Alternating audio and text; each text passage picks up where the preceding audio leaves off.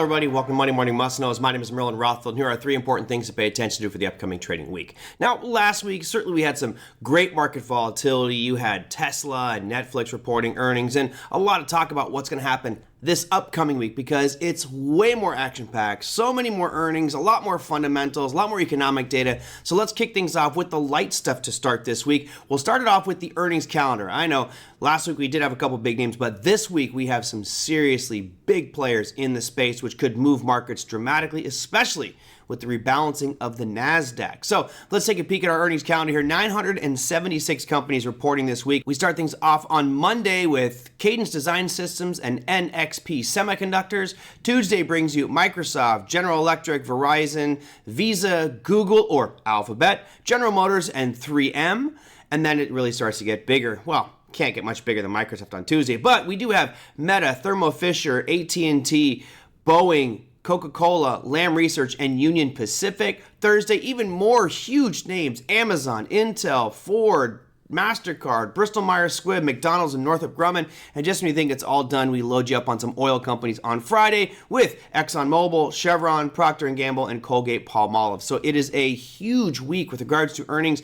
I know it's under 1,000. 1,000 seems to be like the big weeks, but these are the heavy hitters. You've got some of the most influential players in the NASDAQ 100 with Microsoft, Meta, Amazon, and Google all reporting earnings. Of course, last week we had Tesla and Netflix. So this is going to be a monstrous week. Expect tremendous volatility on just about every single day based off what happens with these earnings announcements. So now that we got earnings out of the way, let's look at services and manufacturing numbers. As I've been saying over the past couple of weeks, manufacturing is really important. It represents between 11 and 15% of GDP. And those numbers were actually bringing down our most recent GDP numbers, which puts us right about 2%, which is a little bit less than the historical average. Going back to 1947, I believe the average is right around 3.1% for US GDP. So we'd like to be up around that number. Now, how do we pop that number up? Well, to get from 2 to 3.1, we have to take some of the bad performing pieces and make them better. In this case, manufacturing. But lo and behold, it's not just about US manufacturing, it's manufacturing around the globe. So let's take a peek at that data. On Monday is when it all really starts to come to fruition. We start things off across the pond with France at 3:15 a.m. Eastern Time. Right after that, you got Germany at 3:30. Right after that, you got the whole EU at 4 a.m. Eastern Time. Then we move over to England, which is going to be at 4:30. So you got pretty much Europe represented there within an hour and 15 minutes with regard to their services and manufacturing numbers. So anybody trading the pound or the euro expects some good moves there based off these numbers. And of course, we wind up with the United States later that day at 9:45 Eastern Time. That's 15 minutes into the trading session, so it should be a wild day on Monday just to kickstart that week and add some extra fun. Now, we've talked so much over the past couple years about central banks and Jerome Powell and the Federal Reserve, and they have taken center stage. But this week is a very interesting one for the U.S. markets. Why? Well, because when you look at the current expectations about a rate increase, we've heard so much from Jerome Powell and the FOMC saying they expect to see one more rate increase or slightly higher rates by the end of the year. And of course, in the recent article that I wrote, I come up with a pretty strong argument as to why I believe that they are going to pause.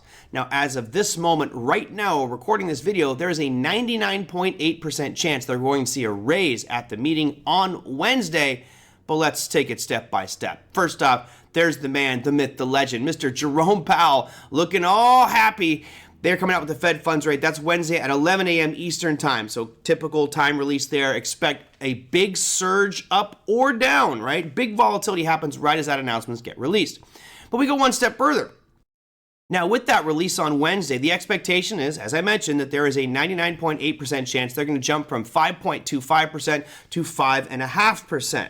So I'm putting myself in the minority, which is 0.2% chance that they are not going to raise. And I believe the fundamental data actually supports them not raising, just being a little bit cautious, take a pause. Because remember, every time they raise rates, it puts pressure on the economy. And right now, they don't want to be doing that. They want to make sure that they get inflation down. They want to keep unemployment steady. And they're doing doing all of that with rates right where they're at. So I actually think you're going to see a surprise on Wednesday, but hey, you know what?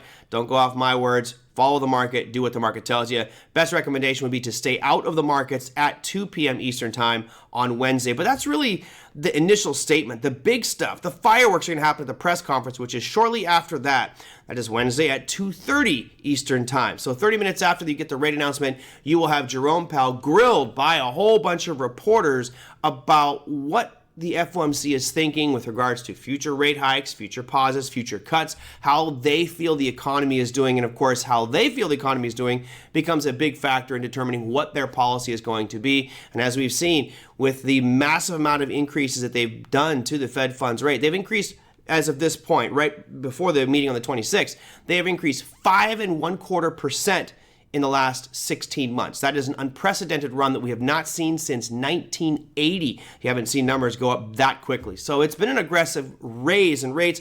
We'll see if they decide to pause again since they paused at the last meeting. And that, my friends, is your Monday morning must-knows. We will see you next week.